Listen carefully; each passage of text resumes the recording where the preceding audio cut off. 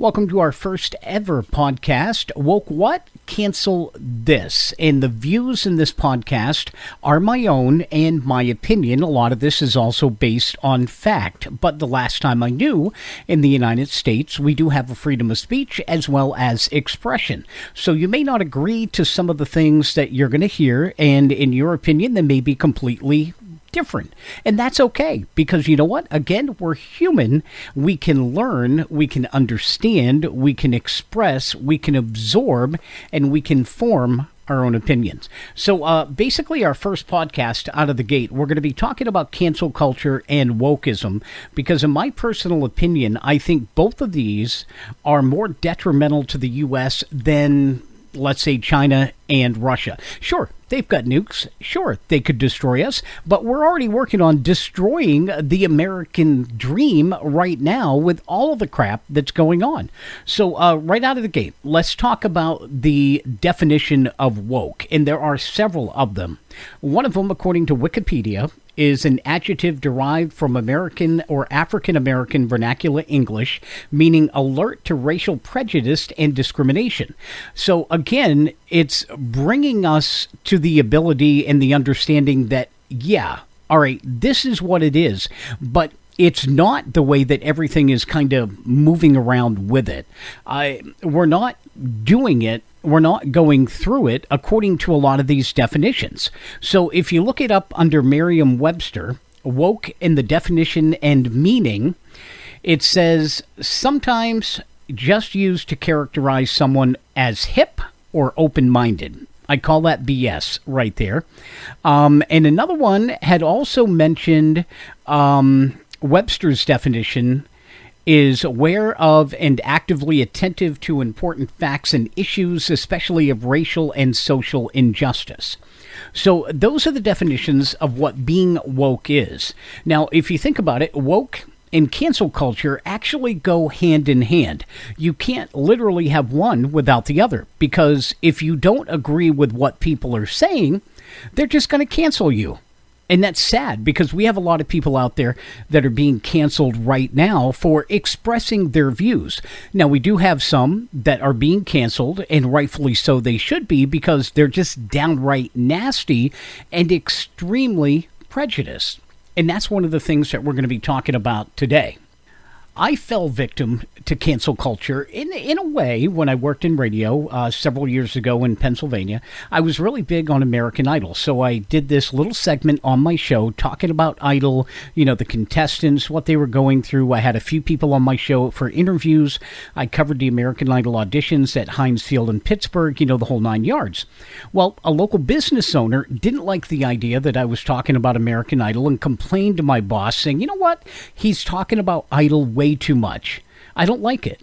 And for me personally, I'm like, all right, I don't give a crap if you like it or not. It's my radio show, and there's a tuning dial that you can actually tune to get to a different station if you don't like what I'm talking about.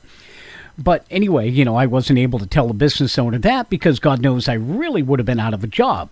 So my boss came to me and she said, you know what, Al, you know, I know you like talking about Idol, but unfortunately, you know, the business owner who spends money advertising on our station doesn't like it quite as much, so we need you to kind of dial it back. And I mean, it just totally ruined my day, because I'm thinking, here's something that I love. I made this part of my radio show, and I've got one person out of every business owner in the area that complained, and because of that one person, I had to change the way I did my show. So even before cancel culture was a thing, people were already being canceled for it. And a lot of times when you look at these people, all it takes is one person to complain about something, and you're done, you're over with. You're gone. It doesn't matter if it's just something that happened 20 or 30 years ago or something that happened the other day. People look at that and they say, all right, well, wait a minute. You know what? We're offended. We don't like it. We thought that was, you know, insensitive, so we don't want you on air anymore. It doesn't matter if somebody has been in broadcasting for 40 years, for 10 years, or whatever. You could have a lifelong career, whether it's a politician, an athlete, somebody in television, in talk radio, if you push the wrong person's button, you're done. You're over with. And your total career has now gone down the crapper. It sort of brings me to the whole thing of let's find out the facts. Let's see exactly what went on. And then let's bring down the judge, the jury, and the executioner. All right? And that's one of the things that we have totally forgot about as a human race is that people make mistakes. There are people out there that voice their opinion in a public forum, such as this, what you're listening to right now. And if I were to say something that, let's say, rubbed you the wrong way, you could take it to our streaming partner. Our streaming partner could say, you know what, yeah, that was a little bit insensitive. We're going to pull your license to be able to broadcast. Does that seem fair to you? It doesn't, does it? Because for one person that we offend, we may have 30, 40, 50 other people that are saying, yeah, right on, Al. That's exactly the way I'm feeling.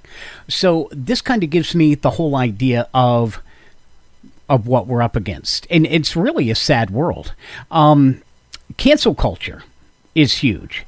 Woke is huge. Now, they say that, we're being open-minded when we're woke. We're able to look through other people's eyes and say, you know what? That Confederate statue just totally pisses me off. I hate it. I hate what it stands for. We want it torn down. So then we move over to cancel culture. So we're open-minded because, you know what? Confederates had slaves, and slaves were bad. So therefore, we now need to cancel them. The hardest thing that we find in this world is that it's easier to get rid of something than to actually learn from it, to understand why it happened. So we get rid of holidays like Columbus Day.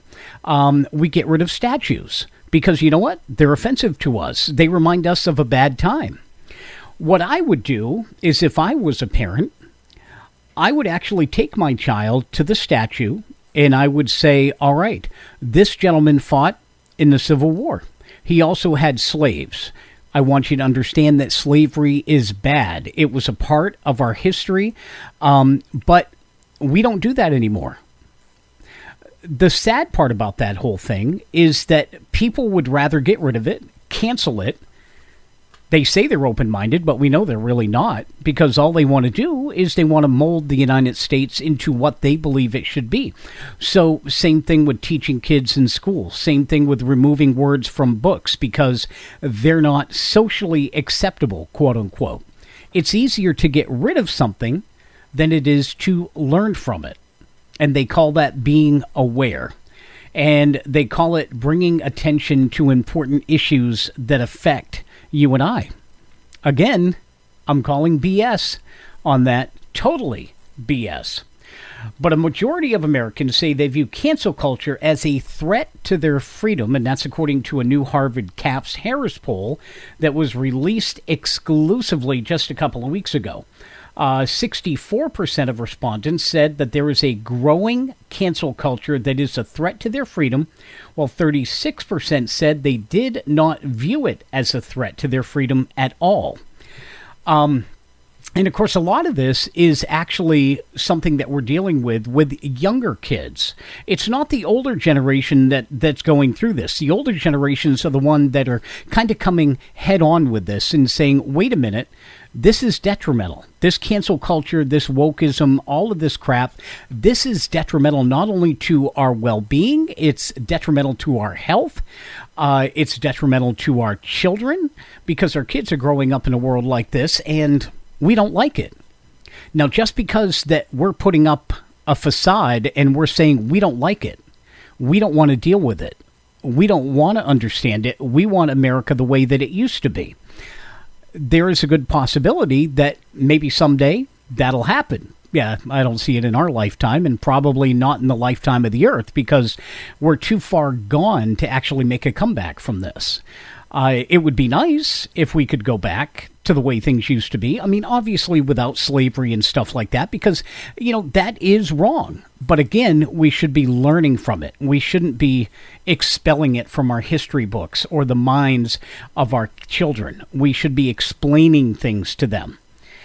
So British media personalities, some of these people that have been part of cancel culture, Sharon Osbourne, Piers Morgan, somebody that I think should really be off the air, Joy Behar, Whoopi Goldberg from The View, they contribute a lot to this cancel culture.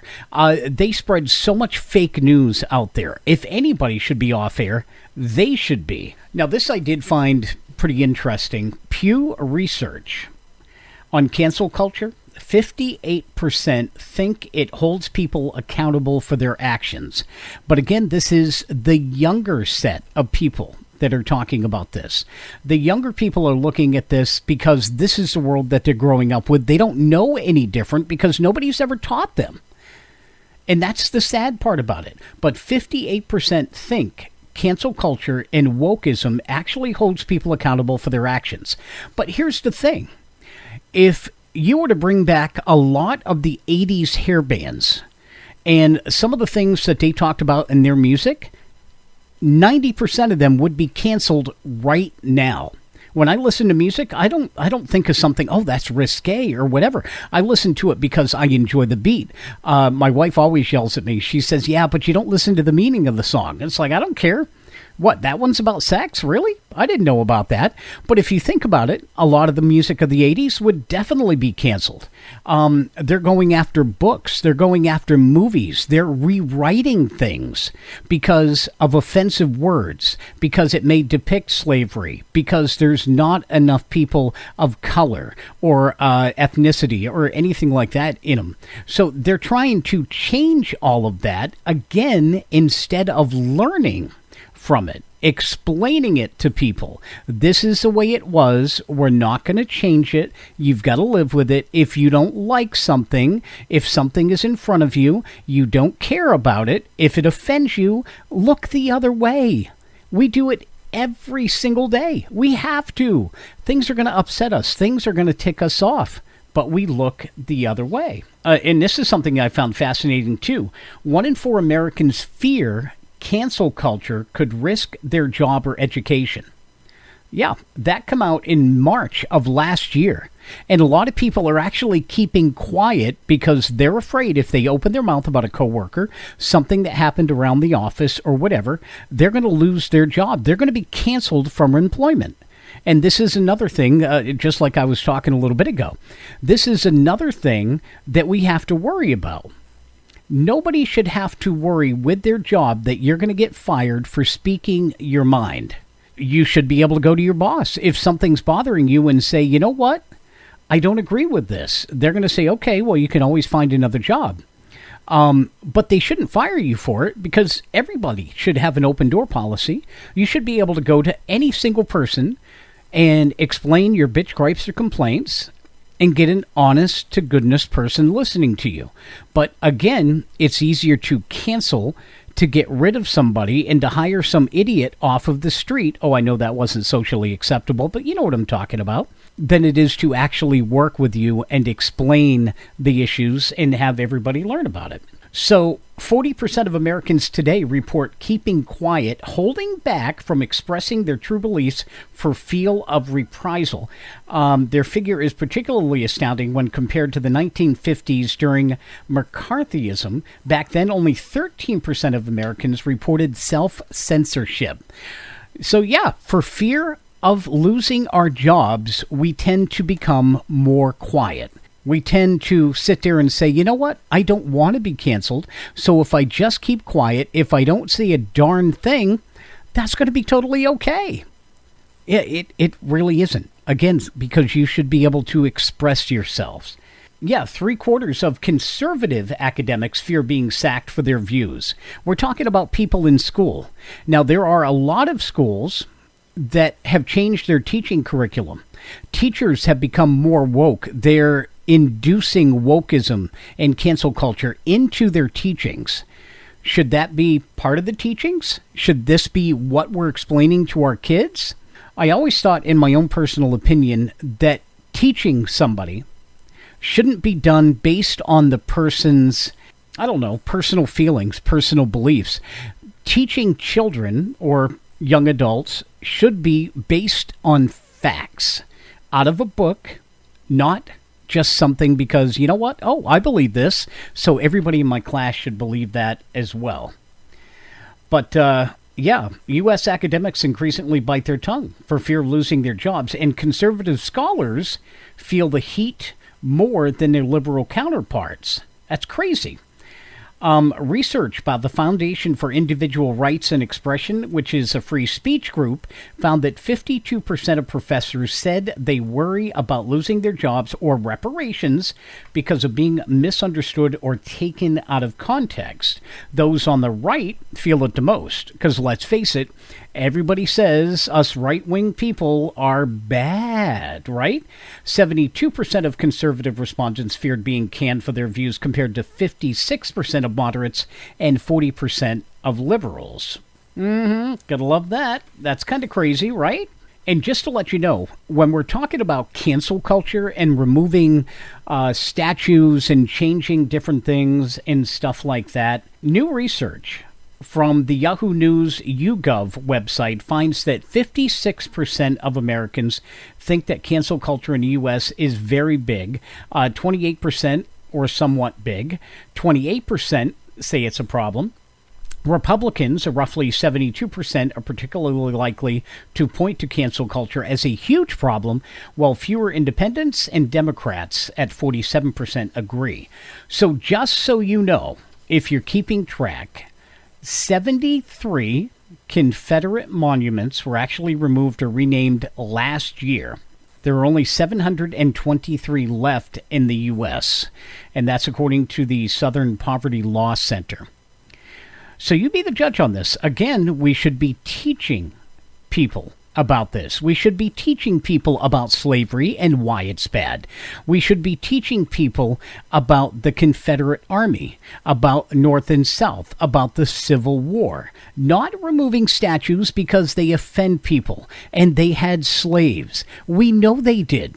It's part of our history. We should be teaching history, not erasing it, not getting rid of it, explaining it, and letting kids come to their own realization. Just like cartoons, Pepe Le Pew. You know, they're saying, oh, we got to cancel that. We got to cancel and rewrite Gone with the Wind. Oh, my God, it's so bad for our kids. We don't want them to figure all this stuff out. We know it's bad. We understand it. We don't look at the movies that way. We don't look at cartoons that way. Hell, when I get up on Saturday morning, I get my cereal and I get my, well, at that time, I still did drink coffee at a young age. But I would get that. I would sit down. I'd watch Bugs Bunny, Roadrunner, Tom and Jerry, Pepe Le Pew, Tasmanian Devil, Foghorn Leghorn, Yosemite Sam, all of the good stuff. Did I think for a moment, oh, this is bad. This is really bad for kids? Hell no. Then I grew up and I started watching Scooby-Doo. Are they going to cancel it because everybody thinks Shaggy and Scooby are pot-smoking buddies that get the munchies and that's why they're in the Mystery Machine all the time? Why don't you just cancel Cheech and Chong? Yeah, they're up in smoke all the time, am I right? Something else that's actually going woke that took me by surprise was our U.S. military. I mean, it's the last thing we need woke or canceled is anything going on in the military. But nearly 1/3 of all Defense Department school libraries carry copies of the controversial racial justice children's books that were authored or contributed to by the self-described woke diversity chief of the Pentagon's education wing. Her name is Kelsey Wing, and she's worked as the Chief of Equity, Diversity, and Inclusion at the Department of Defense Education Activity since December of 2021, where she is involved in influencing curriculum and hiring at 160 military schools. Now, some of the books noted connected to Wing include What is White Privilege? What is Anti-Racism? And what does it mean to defund the police? She actually says that white people must confess their privilege and we're de facto hurting black people by being benefactors of unearned advantages. So let me get this straight. If I'm understanding this correct, is that being white is bad. We should confess that we are bad, terrible people because we are white, and we should confess our sins. I'm not a bad person. Do I agree that white people have done some really bad things in history? Abso-freaking-lutely. Should we have held slaves? No. Should we have treated people of color as badly as we have? Absolutely not. I watch movies and I look at the way that we treat people, that we treated the Indians, that we treated people of color, that we treated immigrants, and it absolutely floors me. I'm appalled at what we used to be, but we're not all that way anymore. Some people still are. But when you look at that, should all white people be bad? Should we be banned from being part of the world because of what our ancestors did? Absolutely not. It's the same thing when you look at black people. Not all black people commit crimes. They're not all bad, just like all cops. All cops are not bad. All politicians are not corrupt. All right, well, maybe quite a few of them. But that's a whole different story. So it's something that you think about. No, we shouldn't have to confess our sins for that because we weren't the ones that did it. And if you are, right now, and you're doing something wrong, that you should be canceled or woke, part of wokeism, yeah, then maybe you need to second guess that. But honestly, for myself, no, I'm not racist. I don't have a racist bone in my body. Do I say some things sometimes that people may consider racist? Absolutely. But I mean it in kind of a joking kind of way. I would never technically say anything like that to any one person other than my wife, because she gets me. So, in most of this author's works, which, by the way, we're back talking to Calissa Wing, an author's name appears with Wing's, but Wing is denied writing the books. She says, I want to go on record that I'm not the author of those books. Wing actually said this in an Air Force Times interview describing her role as a content advisor. So the central question is whether civilian leadership is subject to the same set of rules regarding those conflicts as military men and women, the rank-and-file members of the service. If they're not, this raises troubling questions regarding military readiness. So, yeah, that's again, a little sad. It's the last place that anything woke or cancel culture should be in is our military. So there you go. Oh, by the way, just so you know, a lot of these children's books, the Defense Department DEI education official claims past racially charged tweets were private speech. Not if they were tweeted, not if they were put on Twitter, not if something is put on Facebook. It's up there for the entire world to see. Once it's out on the internet, you can't bring that stuff back. So again, we're talking about cancel culture and wokeism. It's absolutely crazy when you look at how bad the world has become, how we have to tiptoe through the tulips on expressing ourselves because we may tick off the person next to us. They're going to run to somebody, and next thing you know, they're probably going to get an attorney out there. They're going to come after you. They're going to arrest you. They're going to cancel you. You're going to lose your job. You're going to lose your kids and everything just for speaking your mind. We have become so thin-skinned that we cannot make it through life without being butthurt about something somebody says. And this is essentially what being woke is.